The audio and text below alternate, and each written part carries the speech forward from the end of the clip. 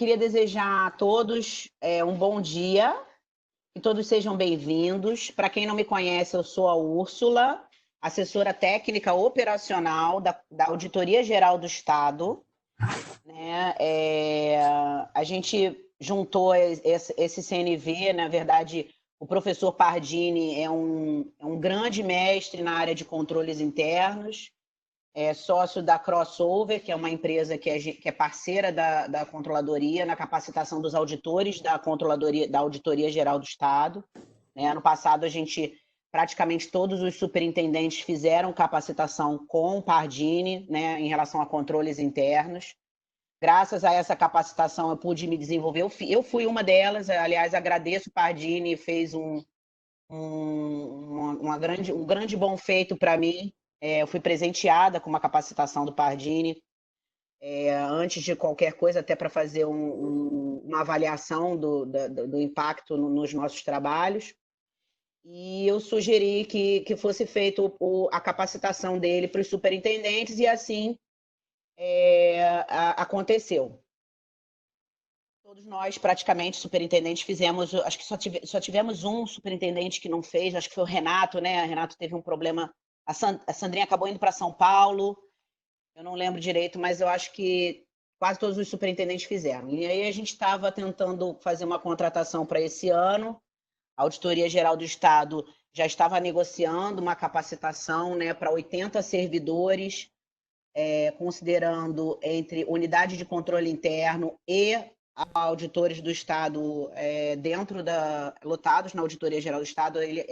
Essa capacitação aconteceria em julho, ou junho ou julho, agora não me lembro, mas no meio da negociação a gente teve que fazer a quarentena, né?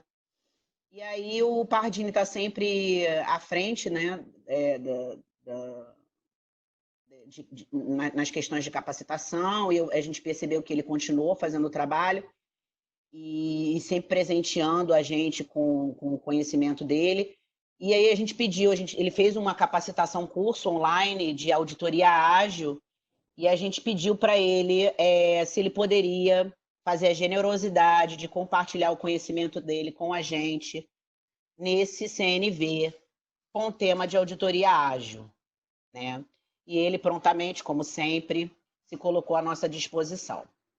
Nós abrimos essa capacitação para toda a unidade de controle, 120 participantes, Pardini. Abrimos essa capacitação para toda a unidade de controle e para a rede de logística do Estado do Rio de Janeiro e para outros servidores, né, interessados. O Pardini vai fazer uma palestra, né, vai explicar o que seria auditoria ágil. Eu acredito que isso vai ajudar muito a gente nas nossas dificuldades em planejar e executar os processos de auditoria, né? E ele vai abrir as perguntas, vocês podem fazer aqui pelo chat, tá? É só apertar o botãozinho do chat aqui, fazer a pergunta aqui do lado. A Silvia vai concatenar todas as perguntas para a gente, a Silvia Marchon. E aí, no final, ele vai abrir um tempinho para fazer as perguntas, tá bom? Vocês podem fazer perguntas de controle interno, perguntas relacionadas à metodologia. Aproveita que esse cara aí é fera, né? Falar um pouquinho sobre o currículo do Pardini, o que chama a atenção dele, né? O Pardini trabalha na iniciativa privada desde sempre. Ele é ex-auditor da PricewaterhouseCoopers, que é uma das Big Four, né? Empresa de auditoria maior, uma das 4 maiores empresas Eu acho que é a maior empresa de auditoria do mundo, eu sou suspeita, porque eu também trabalhei lá, né? Como ele diz e como os ex-Price dizem, existem a Price e os outros, não é verdade? Então, ele é ex-auditor da Price, carreira sólida, e abriu uma consultoria já há muitos anos, trabalhando na capacitação de auditores internos de servidores públicos e da iniciativa privada também. E a gente é muito grata, Pardini, por essa parceria que você faz com a gente, entender que a gente não tem recursos para poder pagar uma capacitação na atualidade para esse quantitativo de participantes que a gente tem hoje. e agradecer a sua generosidade em colaborar com a gente. Tá bom? Estamos aqui. Eu falei tudo, Silvia? Faltou alguma coisa? Não, Úrsula, está perfeito. Eu só gostaria de deixar claro e agradecer novamente ao Pardini, né?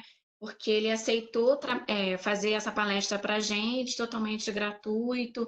Todos os eventos do CNV, os palestrantes fazem por amor à auditoria, ao trabalho deles, né? Porque tivemos outros tipos de capacitação sem ser de auditoria.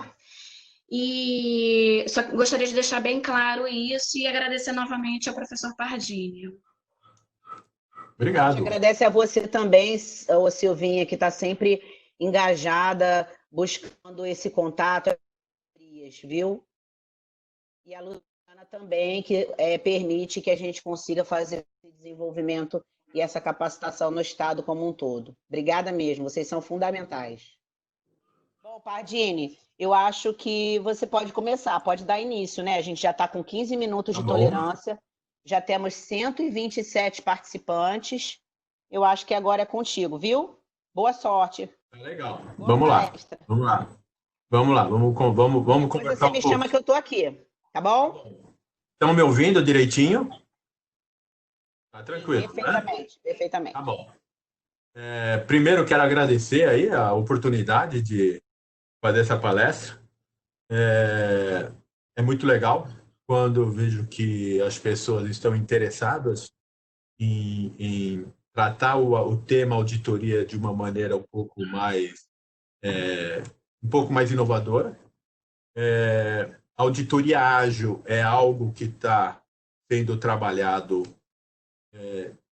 agora, né? As pessoas ainda estão aprendendo, eu também estou aprendendo a trabalhar com auditoria ágil. E a ideia é que eu possa mostrar para vocês, eu vou até compartilhar aqui. Deixa eu ver. Eu vou compartilhar aqui. Vocês estão vendo a tela? Alguém me dá o ok que está vendo? Tá bom. Então, eu já vi que tem um monte de gente falando sim aqui. Legal, bacana. Antes de mais nada, pessoal, eu preciso falar para vocês que eu sou do século passado. Então, pode ser que eu tenha alguma dificuldade, e ainda tenho essa dificuldade de trabalhar com esses mecanismos aqui de sistemas, de apresentação. Eu pedi para as meninas lerem as perguntas para mim, porque eu não consigo falar e ler ao mesmo tempo, uma questão de DNA.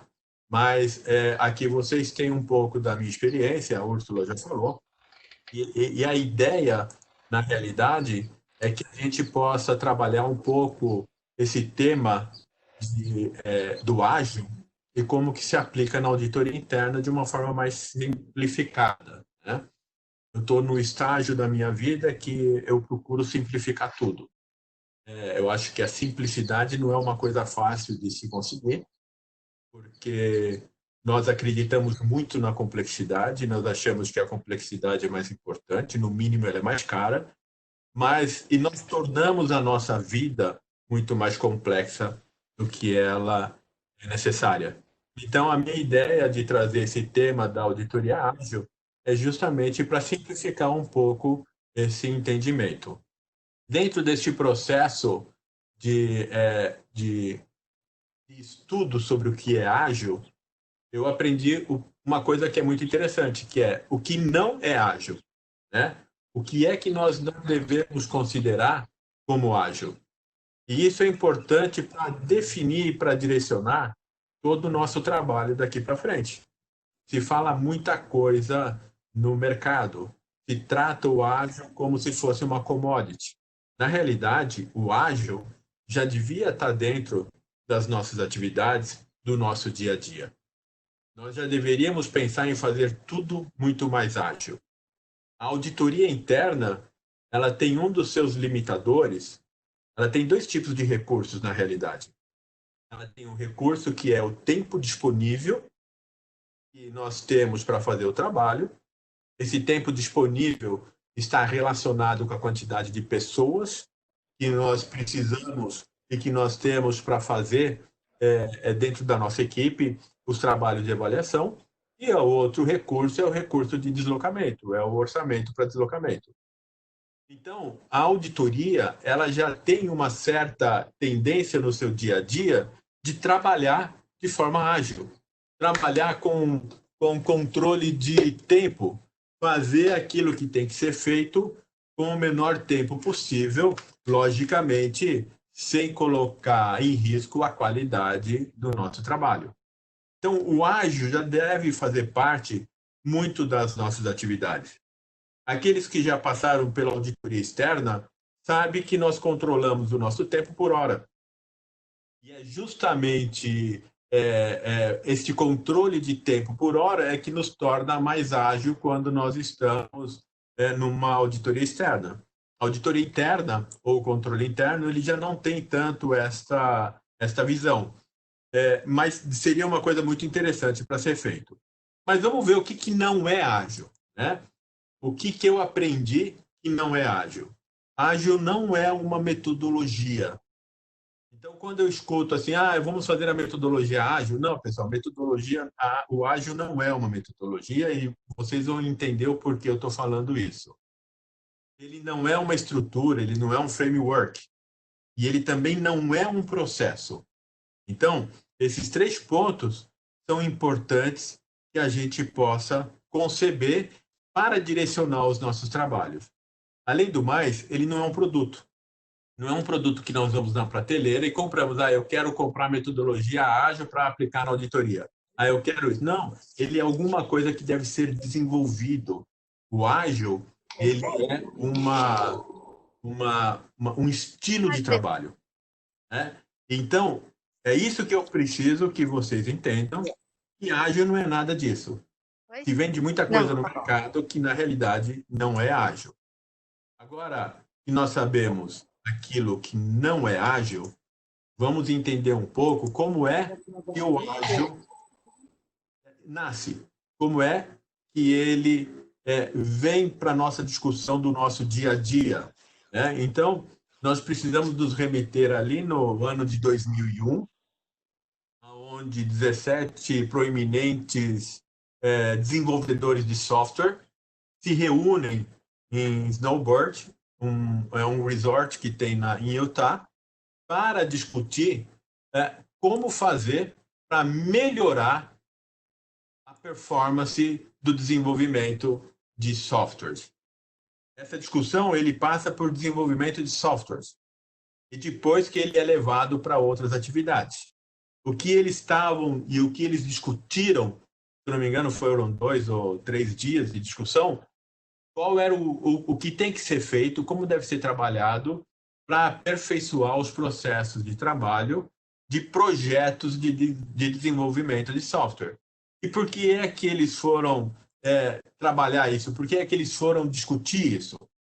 Porque eles tinham muita dificuldade de entregar o produto que as pessoas queriam, o produto que as empresas queriam. Era um processo muito lento.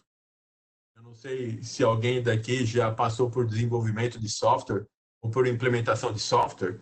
A gente sabe que é muito lento esse processo, ele é imprevisível, né? Eu, dentro desses meus 40 anos de função executiva, eu já tive a possibilidade de implementar alguns softwares, desenvolver alguns produtos e, puxa vida, a gente não conseguia chegar no final, né? Então, porque ele é imprevisível. E ele demanda tanto tempo que na hora que o produto fica pronto, ele já não é mais adequado para a necessidade do cliente. Então, essa lentidão, essa imprevisibilidade e essa não capacidade de entregar o produto que as pessoas, o que as empresas querem, que fez com que eles fossem fazer essa discussão. O primeiro ponto aí quando nós olhamos para um trabalho de auditoria, ele tem uma metodologia, que é sistêmica e disciplinada, e depois eu vou falar para vocês um pouco qual é essa metodologia. Ele entrega também um produto. O produto de um trabalho de auditoria é o relatório, é a opinião. É uma opinião pautada em fatos, pautadas em evidências, que faz com que nós possamos trazer para aquela organização oportunidades de melhoria. É isso que é o produto da auditoria. Então, ele difere um pouco do produto que é o produto de desenvolvimento de software. Um desenvolvimento de software é muito mais lento do que um trabalho de auditoria. Então, essa já é uma primeira diferença que nós precisamos entender e que que tem relação com a aplicação desses princípios do ágil. Muito bem. O que acontece aqui? Acontece que nessa reunião eles eles elaboram um manifesto para fazer o desenvolvimento de software mais ágil. E neste manifesto, eles trabalham com 12 princípios e 4 valores.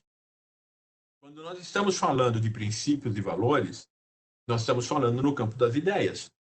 E este campo das ideias, o que permite dizer é que, puxa bem, eu tenho princípios e valores, eu não tenho uma metodologia.